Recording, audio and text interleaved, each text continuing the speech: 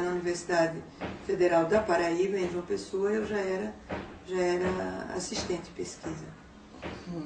Então, essa atividade que eu desenvolvi lá foi muito marcante, porque pesquisa é a minha paixão, né? O que me orientou toda a minha carreira foi a realização da pesquisa, né? Todo o meu pensamento, toda a minha curiosidade científica, toda a minha produção, inclusive, é toda na base da pesquisa, seja ela de dados secundários, seja ela pesquisa histórica, ou seja, mesmo relacionando todos os aspectos, todas as visões das ciências sociais, um enfoque só, que é aquele que eu trabalho hoje, que é o enfoque da dependência da América Latina,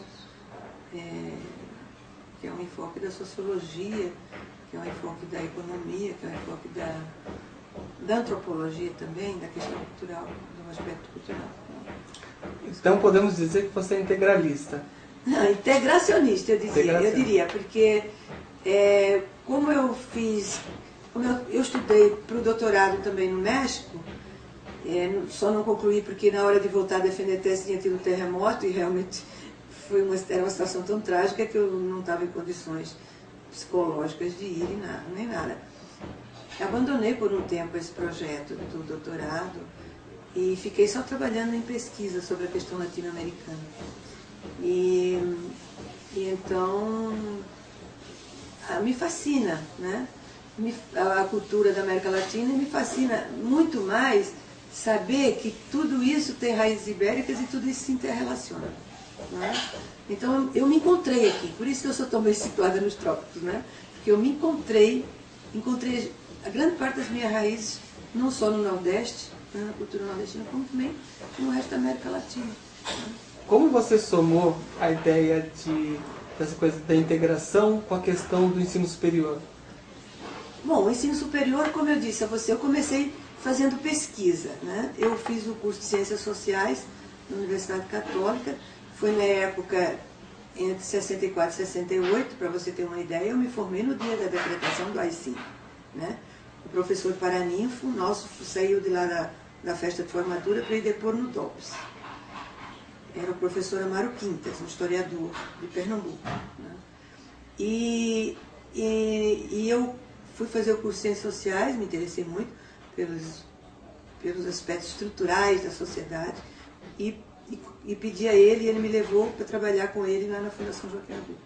Foi assim que eu comecei. Passei 10 anos trabalhando, trabalhei com o professor Gilberto Freire, com o professor Mário Quintas, com o professor Valente, da área da antropologia, da psicologia social, fiz muitas pesquisas lá, como auxiliar, como assistente, e depois apareceu a chance de fazer mestrado, né, na Universidade Federal, e eu fui convidada para fazer mestrado, e havia uma discussão, um debate, uma implicância, eu diria, do professor Gilberto Freire com os centros de pesquisa instalados nas universidades federais. Ele achava que os centros de pesquisa tinham que ser independentes e não vinculados às universidades federais, que é justamente o contrário daquilo que a gente pensa hoje como professor de universidade, né? E então ele não queria muito, mas como eu fui aprovada em primeiro lugar, como eu fui aprovada assim com altíssimos pontos, né? Houve uma negociação entre o coordenador do mestrado e o professor Gilberto Freire para que eu fosse realmente fazer o mestrado e não tivesse que sair da Fundação Joaquim Nabuco, como tinham feito outros pesquisadores antes de mim. Então, foi aí que surgiu realmente a minha compreensão de que a pesquisa era fundamental no ensino superior, né? Não há como você dissociar pesquisa, né, em qualquer área do conhecimento com o ensino, né? Não há como dissociar. E também, com aquele outro pilar, não há como dissociar também da extensão. Que como é que a gente vai repassar esses conhecimentos? Só dentro de sala de aula? Né? Essa que é a sociedade inteira não está ali representada em sala de aula, né? A sociedade inteira precisa dos conhecimentos desenvolvidos na universidade. Então temos que criar outras formas, e essas formas são as formas extensionistas, né? Como se deu essa relação sua com o Mato Grosso do Sul? Porque Eu acho que é o ponto marcante dessa entrevista. É um pouco cigana, né? Depois que eu vim para o Brasil, nada mais me assustou. Depois fiquei em Pernambuco, depois fui ser professora, fiz concurso, fui ser professora na Universidade da Paraíba. De lá eu fui pela CAPES, né? Com bolsa da CAPES, eu fui fazer esse estudo de doutorado no México. Quando eu regressei, fui fazer a pesquisa, que era sobre a classe operária. Entrei numa linha de pesquisa do mestrado lá da Universidade Federal, que era sobre a evolução do movimento dos trabalhadores. Então, fiz um projeto que era memória e acompanhamento da luta dos trabalhadores em Pernambuco. Isso tudo ficou arquivado, que resultou depois, já bem recentemente, em 1997, na minha tese de doutorado. Não perdi nada. Né? E os estudos que eu fiz lá no México me iluminaram, porque lá, na verdade, estavam todos os professores da América Latina que tinham sido exilados dos seus países por causa das ditaduras. Então, professores do Chile, professores da Argentina, da Bolívia e daqui do Brasil, naturalmente. Foi com esses professores que eu me formei, que adquiri uma visão crítica da sociedade, né? E fiz leituras que não eram permitidas aqui, e que tomei conhecimento e me internei na cultura latino-americana, né? Na história e na cultura da América Latina. Então, isso passou a fazer parte da minha vida inteira, porque, como eu te disse, eu reconheci nessa cultura a minha cultura ibérica.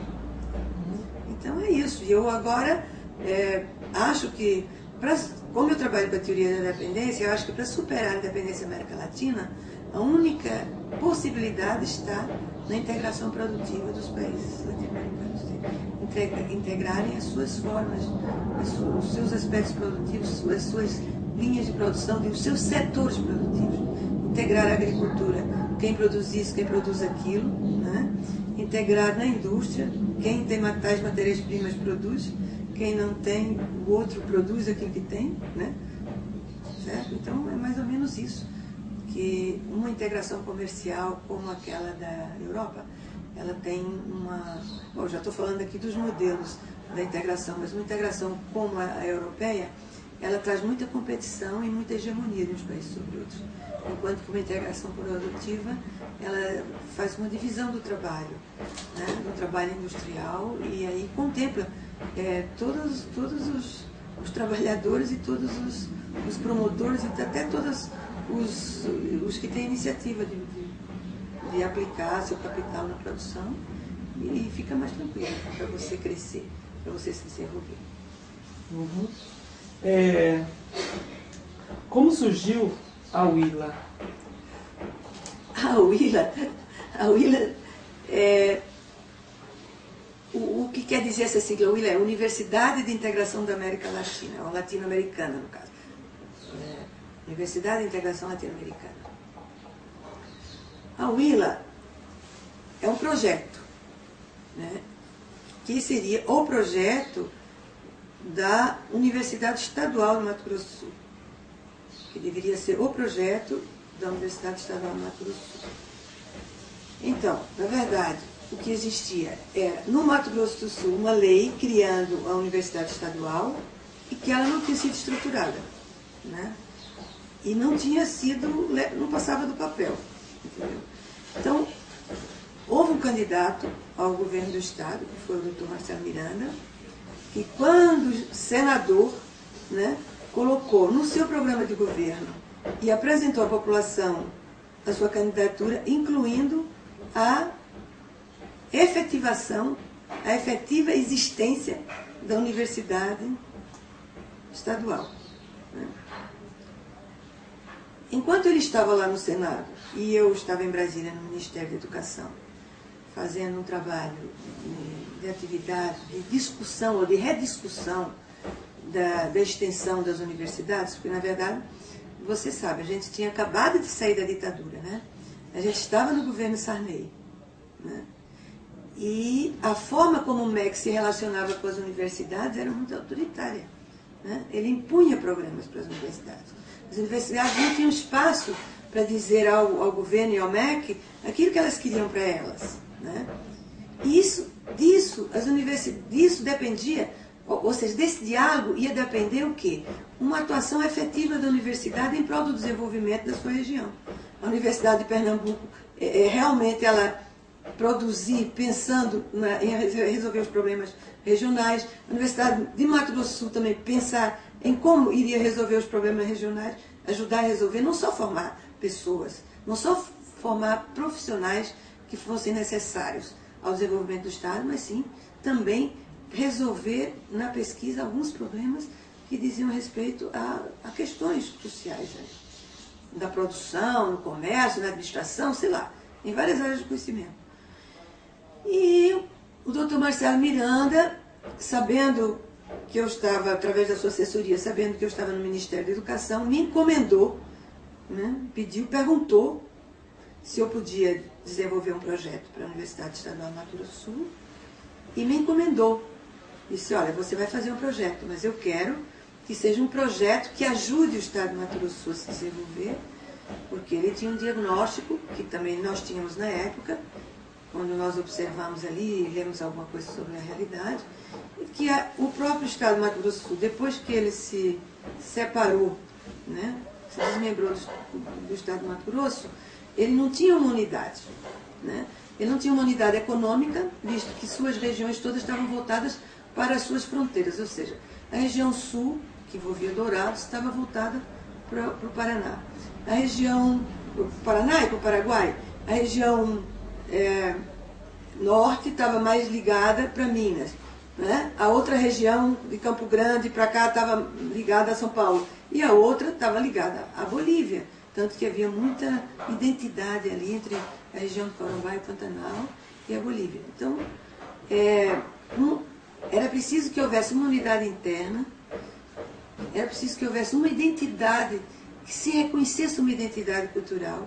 É claro que a identidade do Mato Grosso do Sul não é uma identidade latino-americana, mas eu acho que o Paulinho Simões tinha acertado na música quando cantou naquela música, né? O Estado do Mato Grosso do Sul já foi Paraguai, né? Então a gente tem que reconhecer essas nossas raízes, tinha que reconhecer os problemas das regiões de fronteira. Por exemplo, a gente tinha informação de que os paraguaios, que os seus filhos, eles registravam no lado ali em Ponta Porã, porque eles queriam que eles estudassem em escolas brasileiras, porque tinham mais condições, né?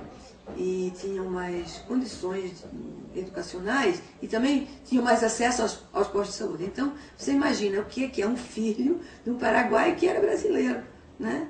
Certo? E em toda a fronteira, depois começaram a aparecer os problemas dos chamados brasiguais, ou seja, os brasileiros que adquiriram terra e se instalaram a produzir do outro lado de lá, e que houve uma espécie de, mais ou menos assim no fim da ditadura dos Stroessner, houve uma espécie de tensão ali com os brasiguaios.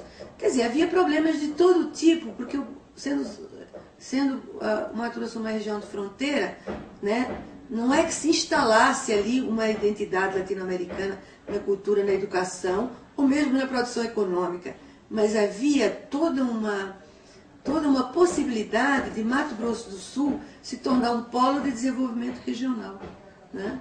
E foi para isso que trabalhou o governador, depois o governador Marcelo Miranda, e depois ele criou a comissão para fazer o projeto da universidade. Eu fui coordenar essa comissão, só que eu já levava a proposta. E a proposta tinha sido toda negociada no Ministério da Educação. Negociada não como se fosse um negócio, evidentemente, mas apresentar uma proposta que estivesse inserida, que estivesse de acordo com o novo projeto democratizante do Ministério da Educação, né? A proposta do Ministério da Educação era ouvir as comunidades, era ouvir os representantes de classe, né?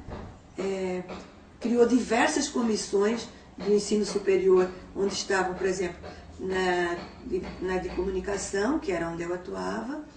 Eles recebiam lá os jornalistas de publicidade e propaganda, receberam professores universitários, o professor Zé Marcos de Mello era o coordenador dessa comissão. Então, todos os setores da sociedade estavam sendo ouvidos no MEC através dos seus representantes sindicais.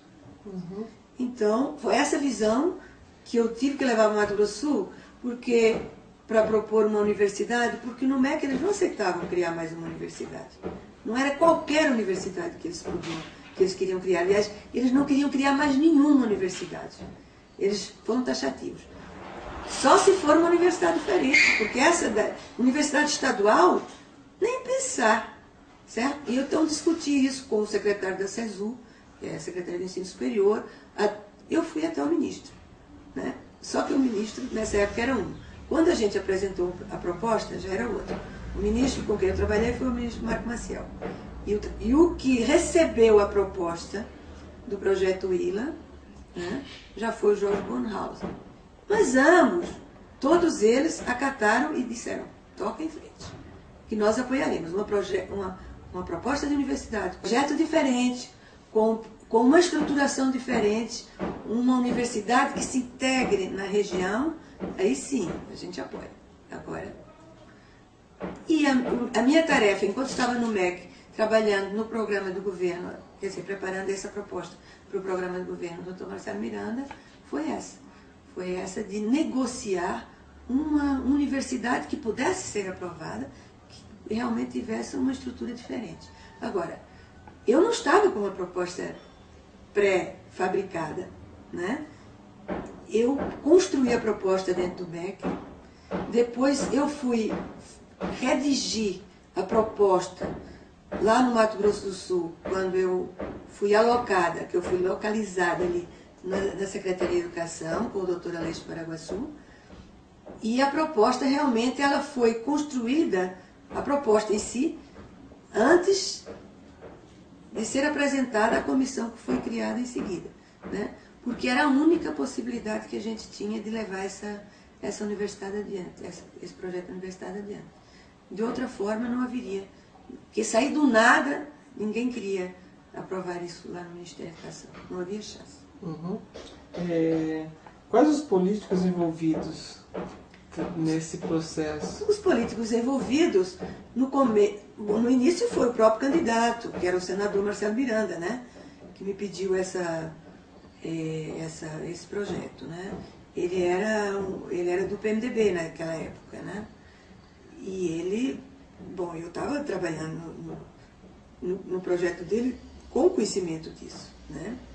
Mas é claro que o governo Mato Grosso do Sul era uma aliança política, e também quando ele nomeou a comissão, aliás, o presidente da comissão, porque eu era só a coordenadora, o presidente era o vice-governador Jorge Takimoto, que justamente era da região de Dourados, né? E de longe era a pessoa mais indicada para presidir essa comissão, certo? Quais os principais passos realizados aí? Bom, chegando lá no Mato Grosso do Sul, quando eu assumi, eu fiquei ali trabalhando ao lado do secretário, discuti com ele a proposta, discuti com outros níveis do governo a proposta, porque envolvia finanças, então eu discuti com o secretário da Fazenda, discuti com a chefia da Casa Civil, discuti com toda a assessoria da Casa Civil, e o próprio governador foi na Secretaria de Educação, onde foi feita uma apresentação dessa proposta. Mas eu quis testar também que essa proposta era uma boa proposta, se essa proposta era uma boa proposta, a nível da comunidade educacional. Então, eu vim participar da 6ª Jornada de Educação para a Integração da América Latina, aqui em São Paulo, promovida pela SEMESP, que é o Sindicato das Empresas Mantenedoras do Estado de São Paulo, e eles estavam oferecendo um prêmio, Educação para a Integração da América Latina. Então, eu e a jornalista Maria Helena Brancher, a gente preparou um vídeo da apresentação da proposta, além da proposta por escrito, e ela foi vencedora, ganhando o primeiro lugar.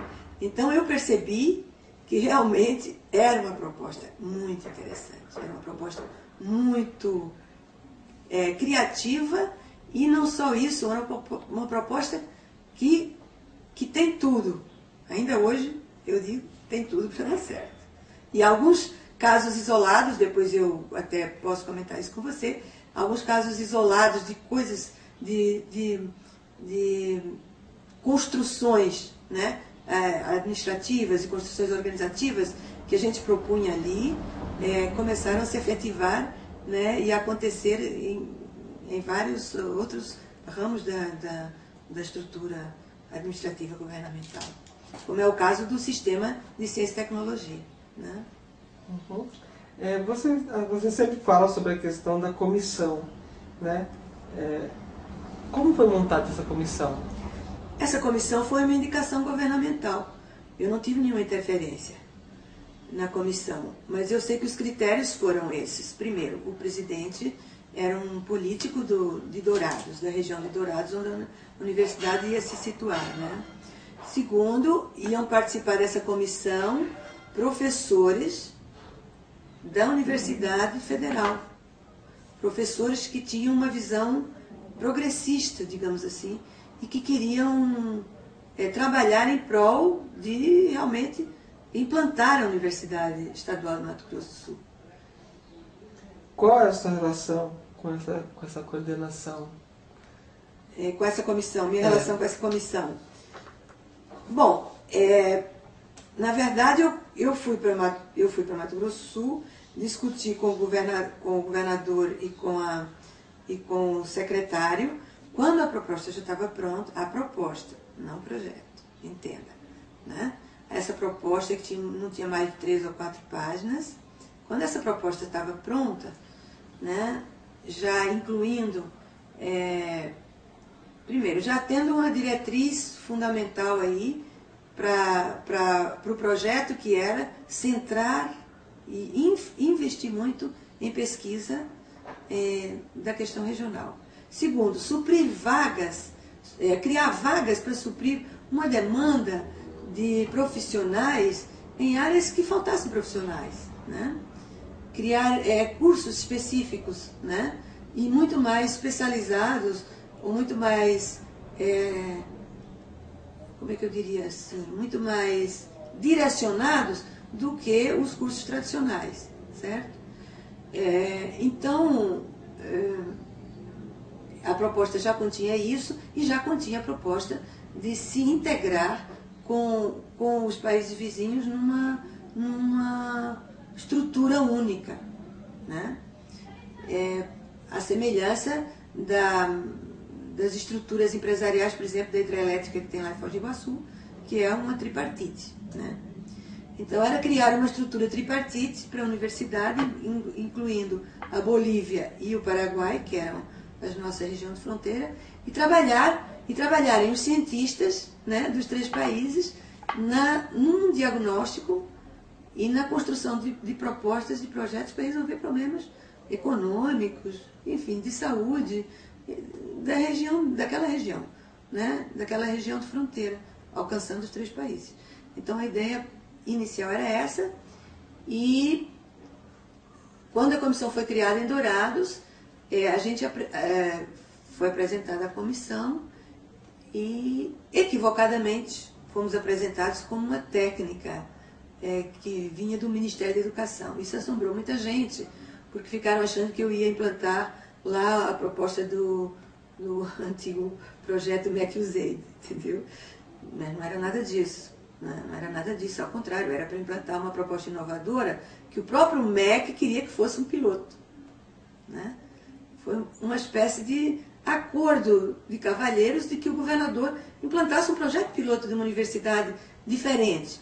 Estava havendo, nessa época do governo Sarney, foi quando se iniciaram as negociações para a integração, né, da América do Sul. Houve um movimento em relação à Argentina e depois houve já um movimento em relação ao Uruguai, Paraguai, né, e Brasil e Argentina, um encontro de presidentes em Brasília, que foi a nossa, como é que eu diria assim, foi a nossa alavanca, né? E além disso, logo depois, posteriormente, o Collor já efetivou o Mercosul, né? Mas então a gente estava ali no clima da democratização da América Latina, no clima do espaço criado no nosso Ministério da Educação para uma inovação em matéria de ensino superior, né? Para a gente pôr em prática aquela velha, antiga proposta de integrar ensino, pesquisa e extensão, que nunca se consegue levar na prática, são sempre projetos totalmente dissociados, separados. A gente sabe disso, que a gente está na universidade ainda hoje, né? A gente sabe disso. E então foi assim que começaram os trabalhos da comissão, né? Praticamente sempre em Dourados, porque era para onde a gente se deslocava semanalmente ou a cada 15 dias para ir trabalhando na construção de um projeto para a Universidade Federal. Por que Dourados? Um projeto para a Universidade Estadual. Por que Dourados? Porque era a lei, né? A lei era que fosse implantada em Dourados. Né? Na verdade, era para descentralizar o ensino superior. Isso é uma proposta válida. Ocorre que logo no começo começaram os debates. Não sei se você recuperou alguns dos recortes de jornais, mas já o pessoal de Corumbá já queria, porque é ali do lado da Bolívia, vamos fazer em Corumbá. Essa universidade tem que ser em Corumbá. Corumbá tem muito mais tradição de cultura para, né, poder fazer isso em Corumbá. Então começaram as dissensões aí, começaram as dissensões. Na verdade, a comissão tinha muitos professores de Dourados, né, e eles eram muito bairristas, né, na área de tecnologia de alimentos, né. Ajudou muito os produtores de alho de Vila Vargas na construção do projeto de trituração do alho, né? E outros profissionais estiveram lá e outros mandavam correspondência se agregando ao projeto, mesmo à distância, né? Todos queriam, no dia que a universidade fosse criada, todos queriam fazer pesquisa, né? Entender e ajudar a compreender as questões relativas a Mato Grosso do Sul, para daí também ampliar com relação aos países vizinhos. Uhum. Num outro jornal, no Diário do Pará, Belém, Pará, 16/9/87, na página A10, tem a seguinte chamada: MEC aprova. O Ministério da Educação já aprovou a ideia, falando ainda a aprovação por parte do Itamaraty, que deverá se pronunciar sobre o caráter da trinacionalidade. Exatamente. Como é isso? Faltava o Itamaraty se pronunciar. Então, a pronúncia do Itamaraty foi que a trinacionalidade não era possível. Ela era possível para empresas, como a hidrelétrica de Itaipu, mas não era possível para uma universidade, porque o conhecimento no nível superior é uma questão de segurança do Estado. Então, ela não foi aprovada como trinacional, mas nada impedia dela ser aprovada como nacional, percebe? Então, por causa de um problema de segurança nacional, não tinha como. De segurança nacional. Né? E a gente continuou com o projeto a nível nacional. Foi por isso que a gente mudou o rumo, né, e pediu a criação de uma fundação, né, no Mato Grosso do Sul primeiro, antes de criar, então, a universidade, criasse essa fundação, e essa fundação já começaria a produzir conhecimento e a criar as estruturas. Porque, evidentemente, a mera comissão ia cair na vala comum de pedir cursos superiores tradicionais, não ia estudar com profundidade a realidade para propor alguma coisa inovadora e, fatalmente, não ia ser aprovado pelo MEC. Você aparece em algumas das reportagens aqui, e é interessante ver a quantidade sequencial de fala sobre o projeto. A viagem rendeu apoios para projetos, Marcelo no exterior, paraguaios interessados na ferrovia da produção. Como essas coisas? A questão da ferrovia da produção, você vê, o projeto caminhava passo a passo com o programa de governo, porque ele integrava o programa de governo, não é isso? E o programa de governo era o desenvolvimento, não é isso? Então, a questão da ferrovia era muito importante, inclusive para Dourados. Havia um professor que era deixa eu te dizer, vou te dizer exatamente quem que ele era. O Lauro Jopert Svensson, né? Que tinha bastante conhecimento dessa questão da ferrovia, e ele contribuiu bastante no sentido de realmente afirmar, confirmar que essa era uma boa solução, digamos, para o escoamento da produção do Mato Grosso do Sul, né? E que essa discussão tinha que entrar no projeto da universidade, certo? Então, a cada momento que o governador ia lançando um programa para solucionar algum problema, o projeto ia absorvendo isso como uma área a mais que ele ia ter que fazer pesquisa, os pesquisadores teriam que fazer pesquisa, e na área de ensino a gente teria que criar cursos que capacitassem as pessoas a trabalhar e a resolver os problemas nessa área, objetivamente, certo? O jornal El Mundo traz como destaque a seguinte mensagem em espanhol. O governador de Mato Grosso do Sul assegura a importância a projetos de complementação econômica. Quem fala é o ministro de Energia de Hidrocarbonetos, que ressalta a boa predisposição brasileira para a compra do gás. E tem a ver com a Huila. Parece que a questão do gás também foi uma das questões importantes aí nessa discussão.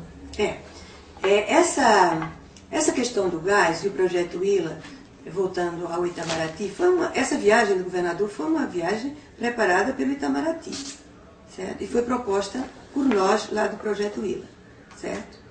Por quê? Primeiro porque o governador não poderia sair do país sem estar comunicado, sem ter autorização do Ministério das Relações Exteriores, é evidente, né? E em segundo lugar, por que nós sugerimos? Porque o gás, passando em Mato Grosso do Sul, era uma questão a ser pensada duplamente. Primeiro pela questão ambiental, porque ele ia passar pelo meio do Pantanal, e segundo, como é que esse gás ia poder contribuir para o desenvolvimento do Estado, né? E terceiro, quem que vai financiar isso, né? Certo?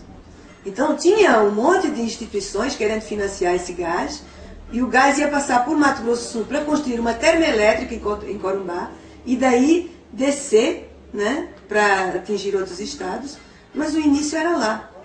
E digo mais, o projeto Huila foi aprovado, não foi aprovado como tripartite, porque era impossível, mas foi aprovado como uma área importantíssima a ser desenvolvida, ou seja, a área de ensino superior, a área da cultura, a ser desenvolvida conjuntamente com o projeto da aquisição do gás da Bolívia. Você percebe? Então, no Ministério das Relações Exteriores, a aprovação do projeto foi devida a essa questão. Quer dizer, a não aprovação dele como tripartite, mas a aprovação dele de se dar continuidade, porque era importantíssimo, caso se efetivasse a compra do gás e a passagem ali. Foi aí que começou a surgir